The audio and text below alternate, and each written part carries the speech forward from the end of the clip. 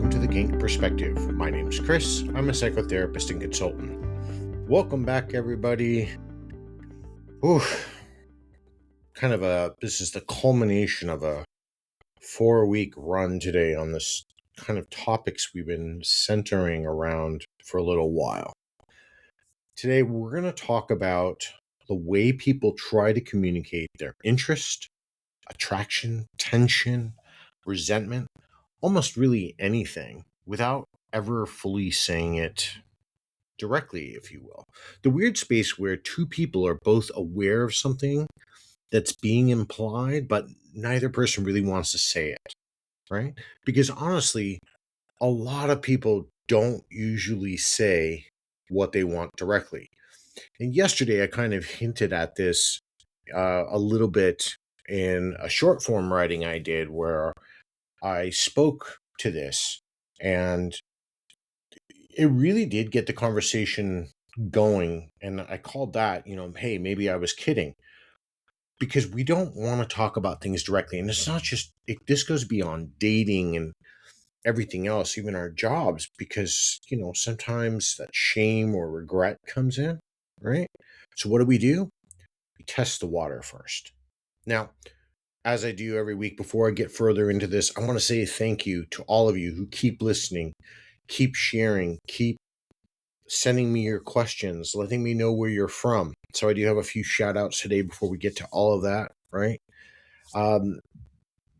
Russia, quite a few of you from Moscow and a couple of other cities, St. Petersburg, come in. I've got one email. Thank you for the translation, because I can't read that. My Russian is not as good. Well, I never fully finished studying it, but thank you. I see you.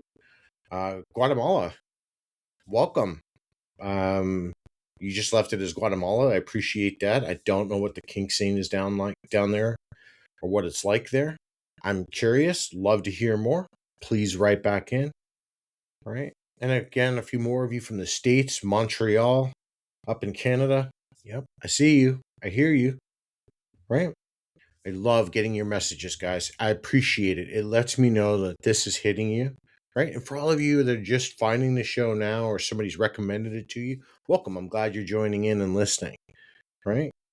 If this show's been useful to you and you follow me on a place like Spotify, do me a favor. If you've got the app, go over there, hit those 3 dots, hit the 5 stars, right? Rate the show really high. The reason why is it allows other people to find it. Maybe inside the community, or they're inside of a relationship and they're kind of stuck and they need some, maybe this gives them a little bit of clarity, right? If you follow me on YouTube, like and subscribe there. That way, when a new show drops, you'll be able to find me, right? And if you want to support the show directly, there is a link in the show's description. All right, let's get into this now. When I say testing, I mean people are trying to figure out where they stand emotionally with someone before they start risking anything, right?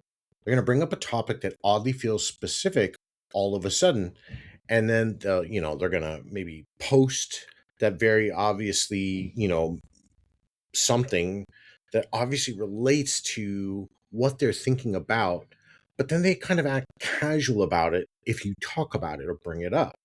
Now, they might ask you a question.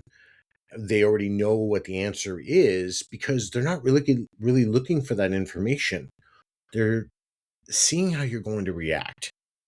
And you can usually tell when it's starting to happen while it's happening, right? You know it's coming. You're kind of curious why they're framing it this way. And the conversation starts to feel a little bit more careful and guided, right? They laugh after saying something that probably wasn't really a joke, right? And they start saying things like, I don't know, I was just kind of curious, after bringing up something emotionally loaded, but completely out of nowhere. Those little things are people trying to protect themselves here from direct rejection before rejection even exists, right? So we're getting a little bit of the rejection sensitivity here, testing, right? I'm not talking full-blown RSD, and I have already done a show on that. I think I did a show on that a couple of years back. It might be something I revisit in the future, but this does have elements to that, right? Because if we never fully commit to saying something, we can still escape it, right? We can pretend you didn't get what I meant. I can pull back. I can just pretend it wasn't really anything that mattered at all or was just completely random thought. And honestly, a lot of people usually know what's happening anyway. That's the strange part. So let's talk about first here why people don't say it outright. The strange part here is a lot of these moments don't even look emotionally important from the outside while they're happening. Usually it's something small. They're rereading a message because one sentence here suddenly feels very honest and exposing. So they type something direct, they stare at it for a while, and delete it halfway before they send it. And you can almost watch a person negotiate with themselves in real time. You know, I miss talking to you lately. Suddenly, that becomes, hey, stranger, right? Because one version exposes something and the other leaves room to escape if the response feels bad or it doesn't land. Honestly, I don't think most people are doing this in some sort of manipulative or malicious calculated way. Most of the time it's just panic management. Somebody starts getting too close or being too emotionally clear and they feel exposed by it. Because once you say something directly, it's out there, right? A little bit vulnerable. And the other person now gets to respond directly too. Or they could pull back, right? Because they're not going to know how to handle it. And people are far more comfortable sitting inside of uncertainty than they are sitting inside of rejection. Because at least uncertainty leaves room for hope. And if you ever fully say it, then technically nothing happened yet. You can still tell yourself maybe they feel the same way, or maybe they almost said something as well and they responded. Oh God, maybe the timing was off, right? The second things become direct, all of that fantasy space disappears into an actual answer. And people are not nearly as emotionally prepared for that as they think they are. So people test. They bring up things in a sideways fashion. Somebody suddenly starts asking oddly specific questions about open relationships when the topic has never come up before, right?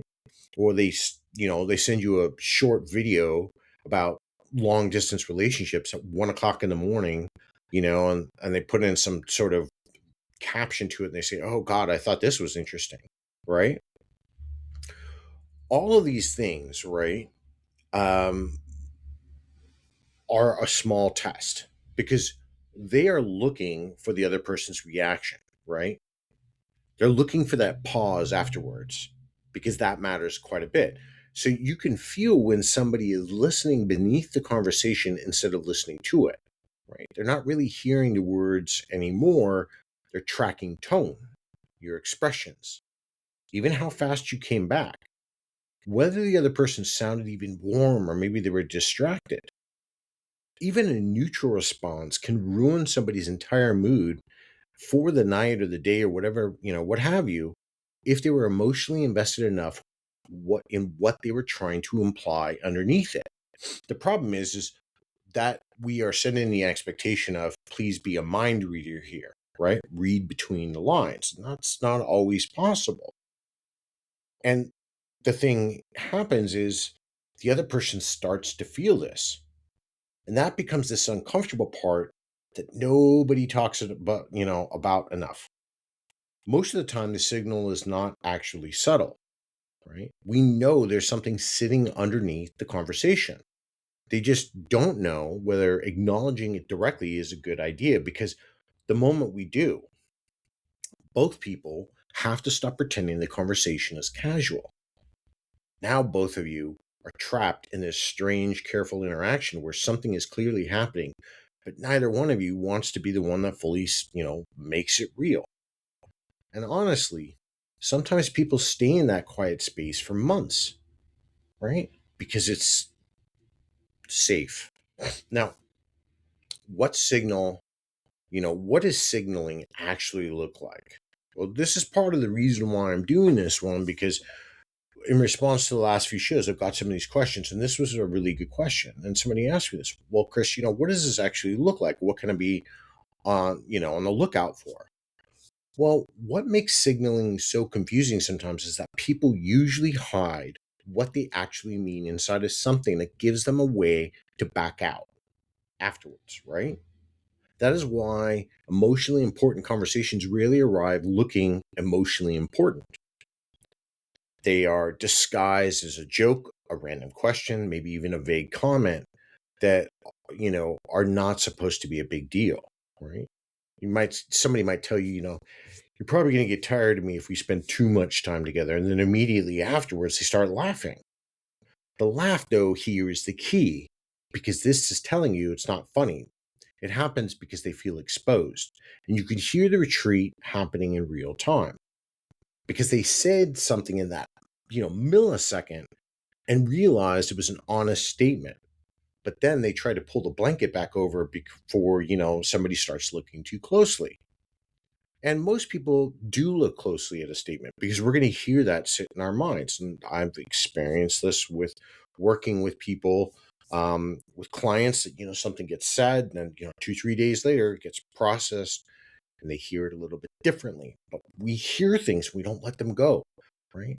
So that's the uncomfortable part. The other person usually feels the shift immediately.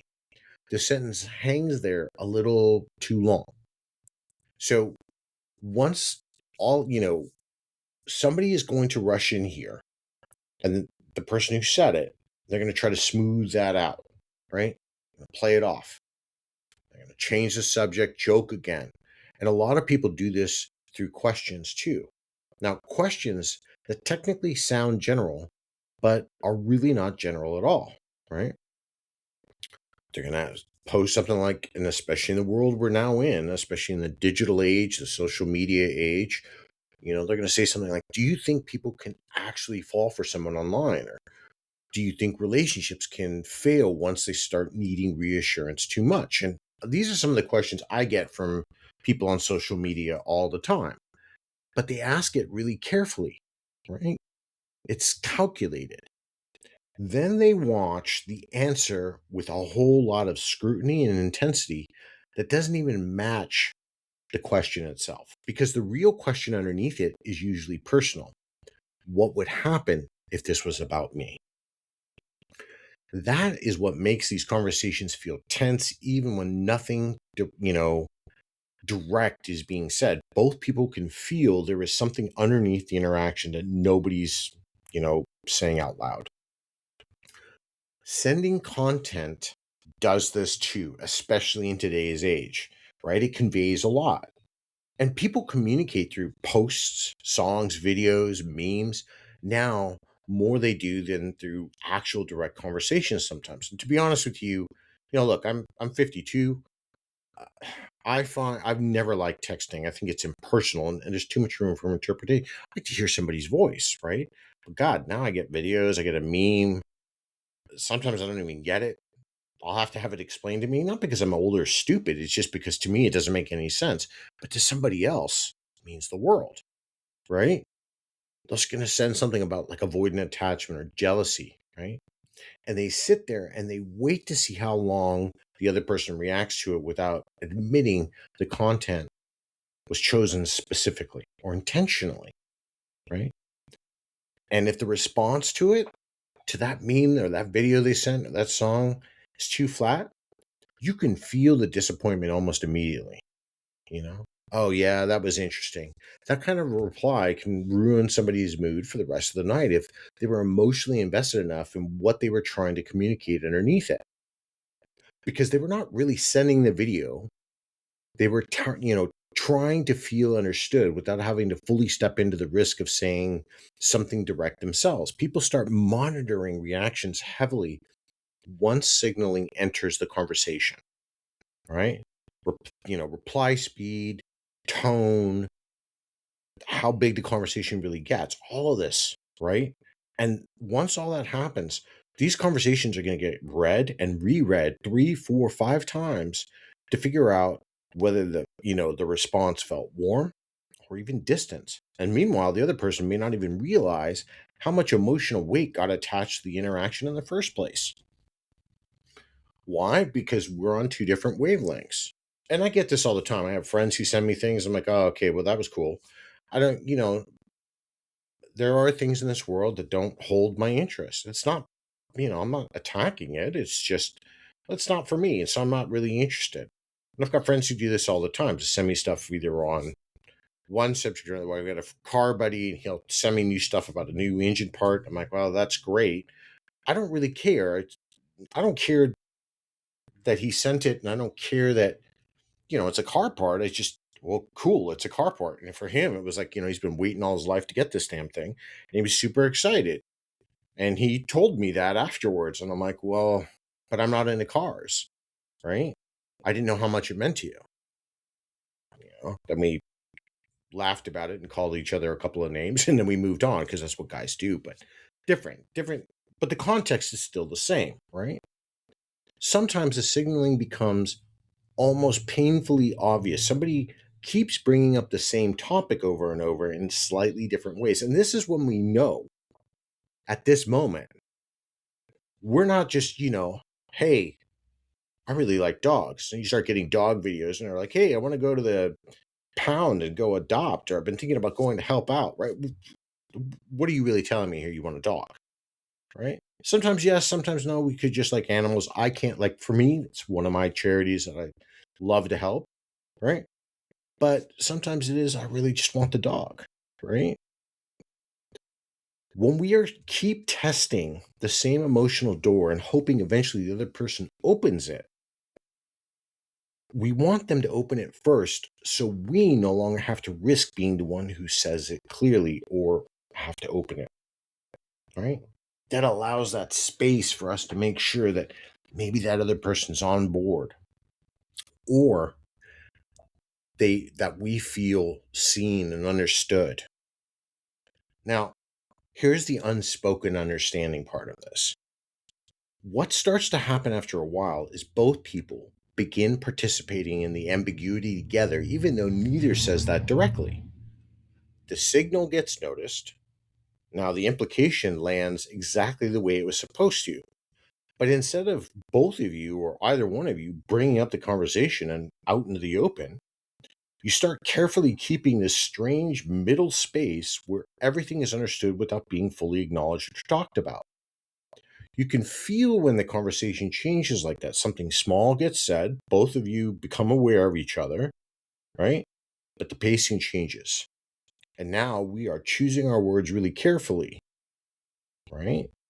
Because people know there was more meaning inside the sentence than either one of you is willing to address or bring to surface directly.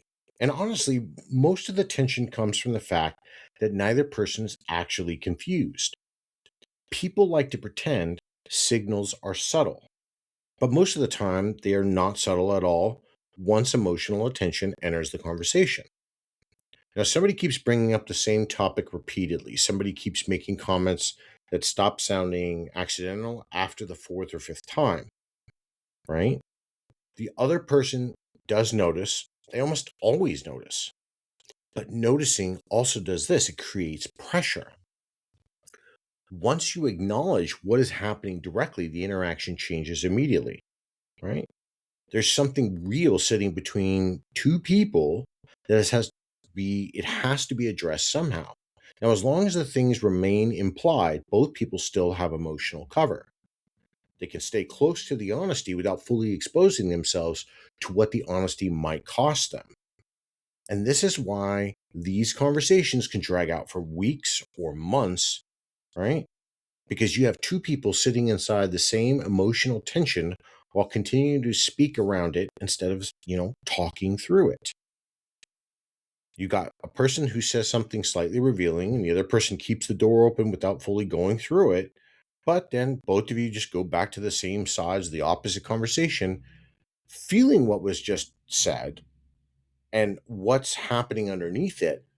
But after a while, all you're doing is avoiding it instead of becoming part of that connection.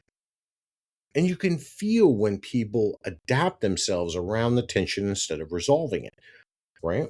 Choose our words better. We become non-committal and casual in conversations that get, emotionally charged, right? We almost start acting like we're rehearsing things before any new conversations come up. And the difficult part is that the ambiguity can start feeling emotionally safer than any type of clarity, even when it becomes exhausting. Because clarity forces movement, right? Clarity means somebody might have to admit they want more than they originally intended. They may have to confront rejection, right? They might have to accept that the connection is not on the same level.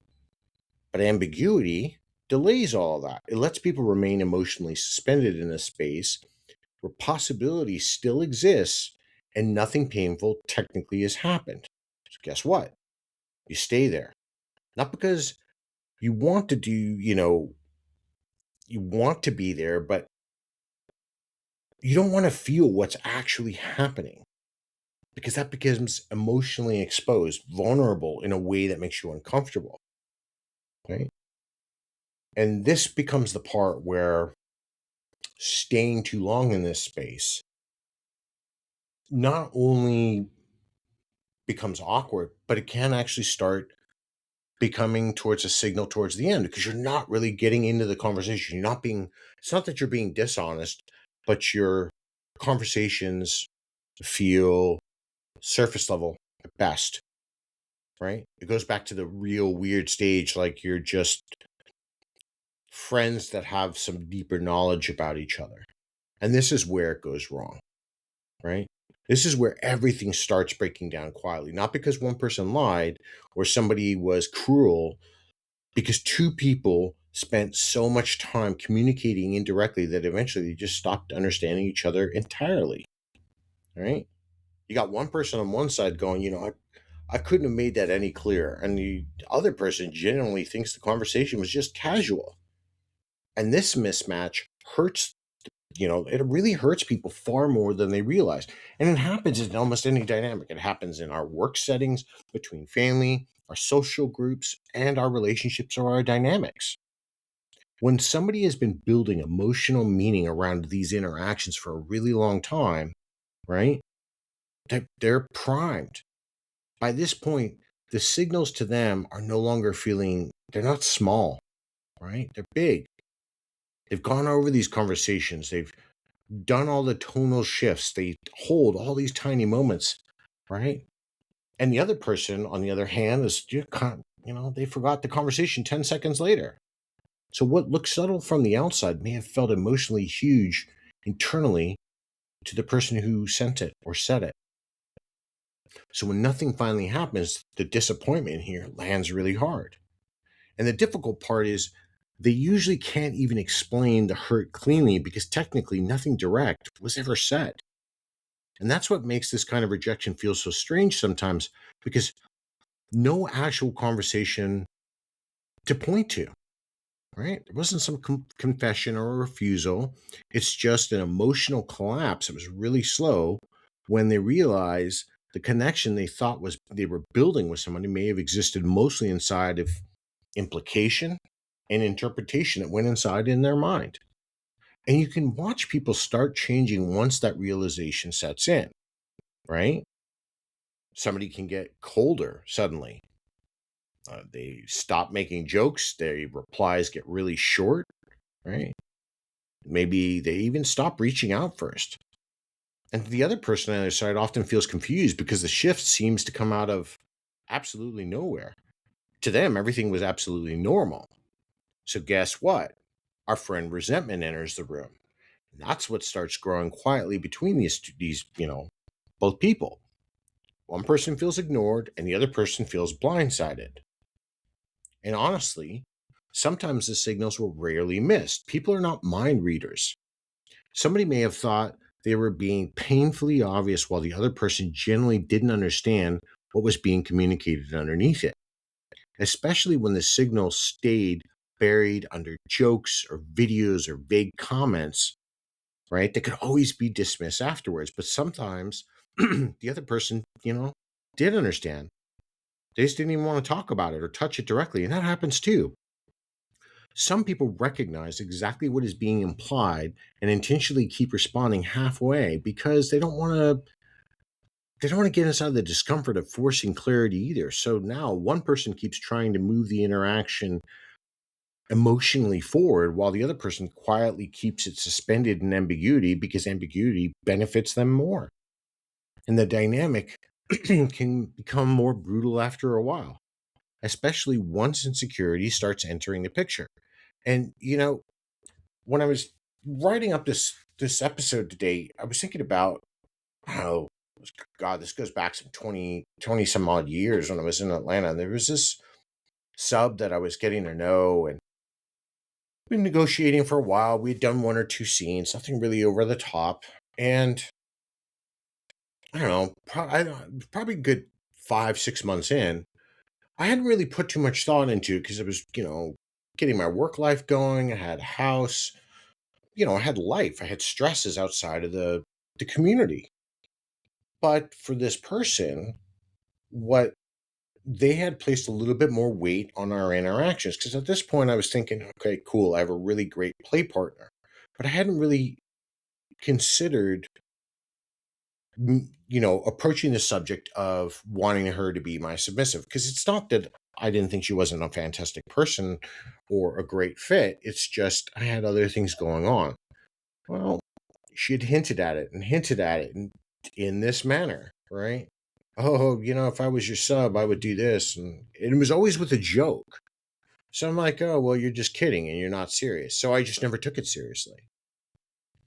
Then one day, I was, asked to go, hey, there's a thing coming up. Do you want to go? And then maybe go to the play party afterward. And there was a whole lot of anger. And I felt like I was being blindsided out of left field. I'm like, I don't really understand this. Where is this coming from? Well, I've been telling you all this time. And I'm like, well, you weren't telling me. Every time you told me something, it sounded like a joke. So I didn't really understand that that's what you meant. You should have known better. And these things become defense mechanisms, right? Because somebody's hurt.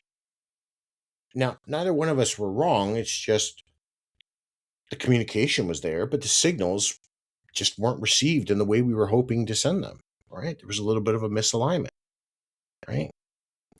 But what I'm showing you here is that you've got a party that's they're watching the response times and to a text they sent, and they're doing it obsessively, right?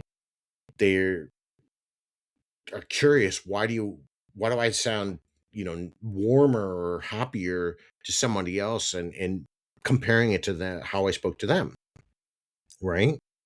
A single flat interaction suddenly outweighs 10 good ones because uncertainty makes people hyper focused on signs of rejection once attachment enters the space. And I'm going to repeat that again because this is an important point. A single flat interaction suddenly outweighs 10 good ones because uncertainty makes people hyper focused on signs of rejection once attachment enters the space. That's important to understand, right? And this is something I work with when I'm working with people, right? Why attachment is so heavily and why we have either, fearful avoidant or insecure style attachments, right? And the problem here is eventually people get tired. That's usually the point where emotional exhaustion starts showing more openly than the attraction itself, right?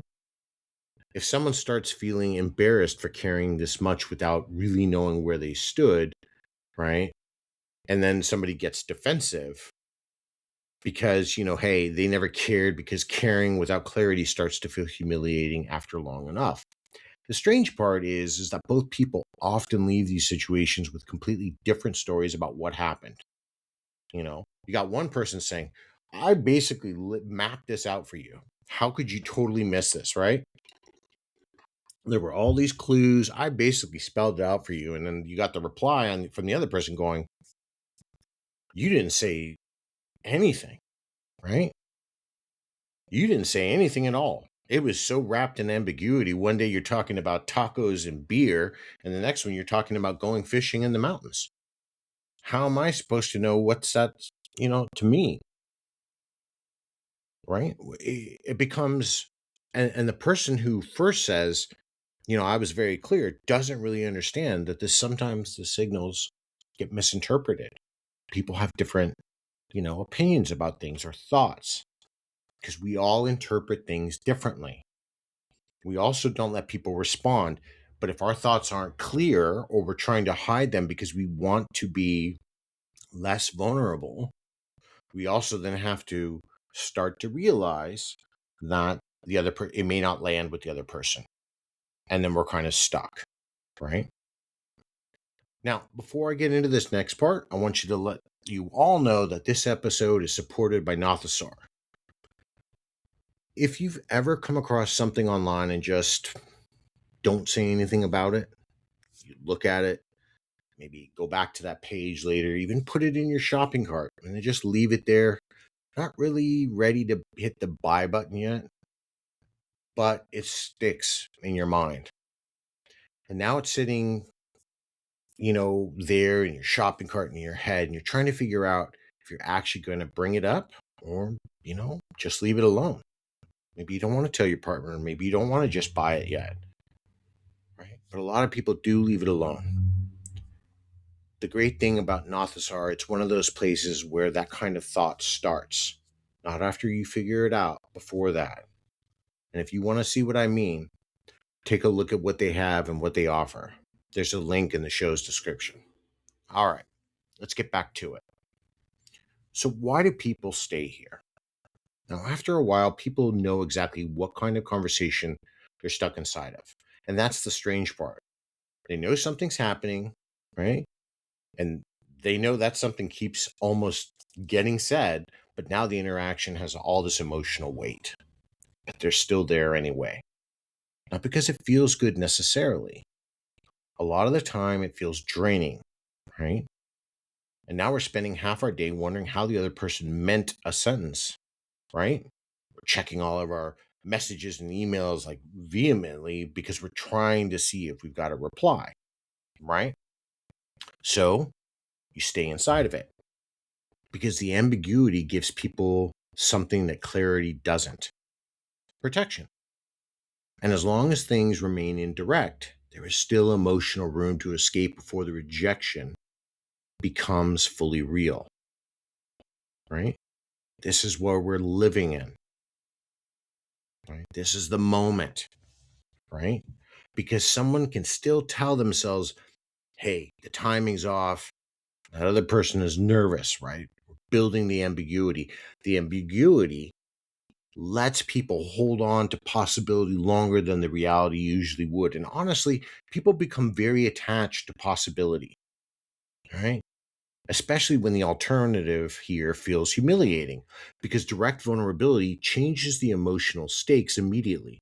Once somebody openly says, I like you, I think this has become more than casual for me. This is now, there's nowhere to hide inside of that interaction anymore. And the other person gets to answer. And they got to answer clearly and directly. And a lot of people would rather stay emotionally suspended for months than risk hearing something definitive that wounds them for 5 minutes. And that's why so many people keep circling the same conversations without entering them fully. Ambiguity starts becoming its own relationship almost, right? For the example, take two people messaging each other constantly. They talk every night, they flirt a little, they hint, they test, they pull close, then they pull back. But guess what? Nothing here actually changes. Nobody asks for clarity because the clarity threatens the connection they already have, even if the connection itself is emotionally unsatisfying. So people start protecting the possibility of the relationship more than the reality of it, right? Instead of just saying, I like you, I want to see where this goes. It's just, oh gosh, you look so cute today. Yeah, thanks. But, we're really just vague. And over time, that can create this strange emotional paralysis where both people are deeply emotionally involved while still technically pretending they're not, right? So you got one person starting to say things like, I don't want to ruin what we already have. Well, what do you have? And then what that really means is I don't think I could emotionally handle losing access to you completely. Because if I say what I really want to say, I might. So instead of saying the thing, they don't, because they're hinging on, in their mind, 100% it's not going to land. They're telling themselves already what the other person is thinking. And they shouldn't do that. But that ambiguity, that stress, the fear of being vulnerable changes things, right? Because we don't want to be hurt for those 5 minutes. So that fear keeps people suspended for a very long time. Uncertainty hurts people. But guess what? Uncertainty still leaves hope alive. Rejection closes the door. So people stay careful and they stay measured and half open, not because they don't feel things deeply. Well, of course they do. But the difficult part is that while all this emotional protecting is happening, nothing actually, moves forward. So you got the same conversation, the same tension, and these almost half-assed confessions are on repeat cycle, right? People keep trying to feel understood without fully allowing themselves to be known, right? I feel a lot of you out there that are listening to this right now are starting to shake your head going, you know what? I've either been the one who's done this or I was on the receiving end, so I understand now, right? And guess what? After a while, the connection feels emotionally heavy without ever becoming emotionally clear. And that's not a place you want to land, right? Now, as I start to wind this down here, I want to say this. Most people do not say what they actually want directly, right? They want to be understood without having to fully say it out loud first. So they hint, they test, they circle around the drain, hoping the other person will somehow miraculously meet them there without having to step into the risk themselves. And honestly, almost everybody does this at some point in their life because vulnerability feels different once the other person can actually respond to it. And as long as something stays implied, people still feel like they have some control over it. They can minimize it or soften it, right? They can even pretend it meant less if things get uncomfortable. But the longer people stay inside of an implication, the more both people usually end up trapped inside of interpretation instead of clarity. And after a while, it gets tiring trying to constantly decode somebody instead of just hearing them. And I think a lot of people will spend months trying to feel emotionally understood while simultaneously hiding the exact thing they want to be understood for in the first place. And then they end up hurt while the other person doesn't fully grasp something that was never completely spoken or shown. Right? It becomes a double-edged sword. You're almost working against yourself. And it becomes difficult because I don't want to be hurt, but if I don't say it, I'm never going to be close. You do have to pick a lane. Life is about experience, right? And that is part of the whole. If you don't, you're going to miss 1,000% of those shots of the ones you never took. And I know that gets scary for a lot of people, but when that scariness shows up and that rejection or the shame or the fear shows up, that's usually because there's something else behind that, right? And those are conversations that I have with people all the time. Or building or working on their confidence, right? To understand what's keeping them stuck. And if those are the things you need, then you sit down and start talking with somebody about it. But if you stay inside of the space where you never say this to a partner and you just let your partner move forward, then you're always going to be at an arm's length emotionally without never really connecting because everything is just a joke or a meme. And then you're going to be hurt and they're going to get mad and have a whole lot of resentment because they're never going to know why you were doing this in the first place. All right. It's a whole lot of catastrophizing going on. So here's the question I'm going to leave you all with today. All right. When you are trying to be understood by somebody, are you actually communicating with them? Or are you hoping they're going to rescue you from having something to say, something vulnerable to say. That's what I want you all to sit with. Right? It's a bigger question, right? Because there's going to be a lot of you that have been on both sides. You might have been on both sides of it yourself. I want to hear about it. Let's talk about it. Random acts of kindness. We need to keep this going, right? I'm getting a lot more from people.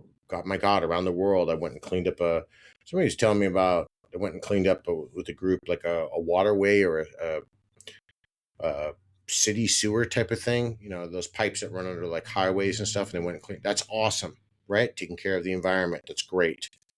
I love hearing those things. If you want to share those stories with me, share them, right?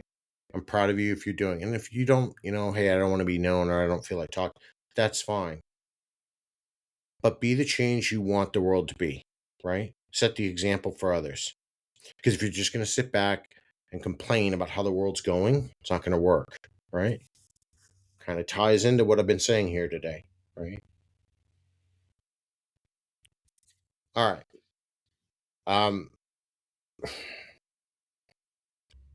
There'll be some upcoming changes. Next week, I'm going to talk to you all why I'm getting some questions on why my writing has changed and my commitment on social media. And I'm going to explain that a little bit more in depth next week.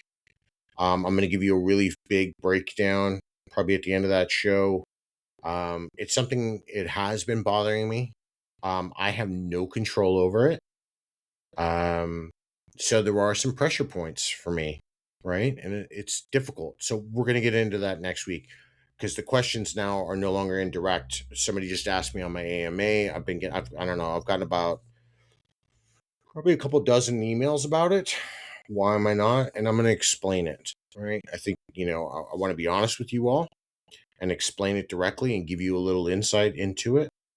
And then, we'll take the clarity and we'll write it out together. I'm going to be honest, right? I'm going to be direct. I'm just going to say the thing, be a little bit vulnerable. All right. Go from there. All right. Let me hit you all with my question one more time. I want you to think about it. All right. And I want you all to go over to Nothasark. Go take a look at their toys. They got a fantastic range, guys. All right. I'm not saying that because I don't believe in something. You all know me. You've known me for, almost 5 years doing this. This is the first sponsor I'm working with. And I want to be really honest about something. I'm quite picky about who I'm working with. And there's a reason for that. But their range is quite unbelievable. And that fantasy stuff really taps in, as far as being a sadist, it taps into something different. Right? So there was a couple of toys I've already talked about in the first 2 episodes of this month. But I want you all to go and explore. So go take a look, right? Click that link, go take a look. All right, here's the question for this show. I want you all to light up social media on this one. All right, we need to talk about it.